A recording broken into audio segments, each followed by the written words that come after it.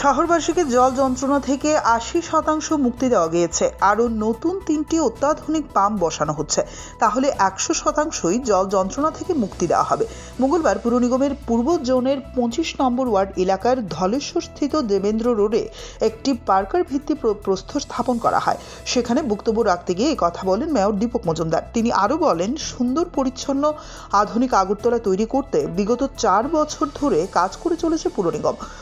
নতুন রাস্তা তৈরি করা, পুরনো রাস্তার সংস্কার করা এবং পার্ক সহ পুকুরগুলোর সৌন্দর্য বৃদ্ধি করার চেষ্টা করে চলেছে পুর নিগম।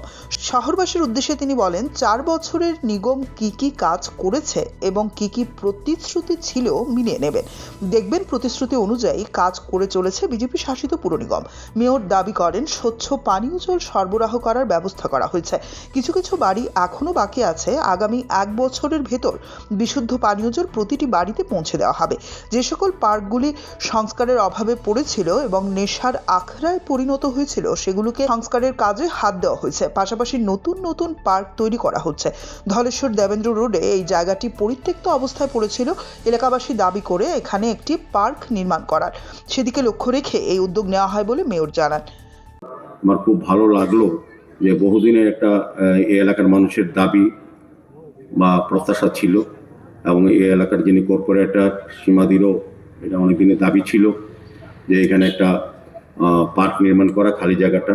তো আমরা সারা শহরে এসব খালি খালি জায়গা যা যা করণীয় আমাদের পরিকাঠামোগতভাবে আমরা নতুন ওয়ার্ড অফিস আমরা করেছি, নতুন আরও করবো।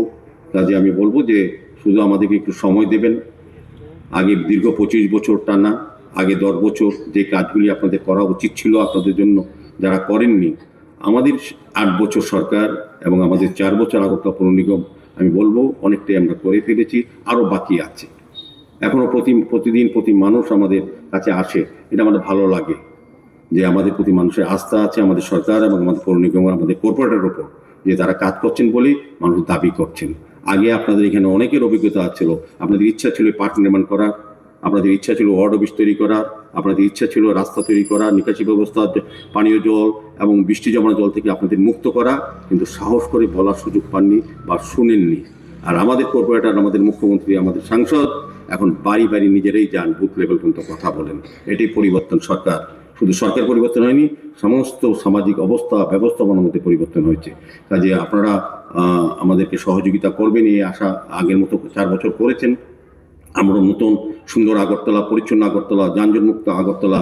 অনুষ্ঠানে মেয়র ছাড়াও উপস্থিত ছিলেন সাংসদ রাজীব ভট্টাচার্য, ডেপুটি মেয়র মনিকা দাস দত্ত, ২৫ নম্বর ওয়ার্ডের কর্পোরেটর সহ অন্যান্যরা।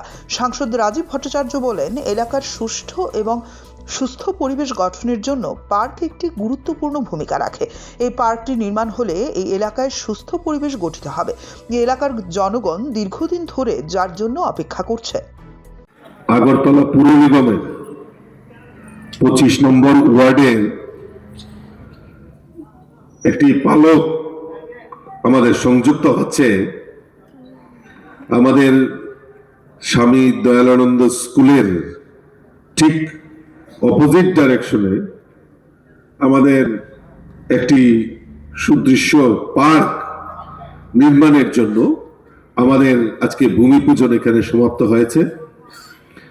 আর এই পার্কের এই যে আমাদের ভূমি পূজন, তার মধ্যে আমাদের মধ্যে উপস্থিত রয়েছেন আমাদের আগরতলা পুর নিগমের সম্মানিত মেয়র এবং আগরতলা পুর নিগমের মেয়র এবং ৭ রামনগরের বিধায়ক শ্রী দীপক মজুমদার মহোদয়, উপস্থিত মনিকা দাস দত্ত, ডেপুটি মেয়র আগরতলা পুর নিগম, শ্রী সুকুমার সাহা, মাননীয় জোনাল চেয়ারপারসন পূর্ব জোন আগরতলা,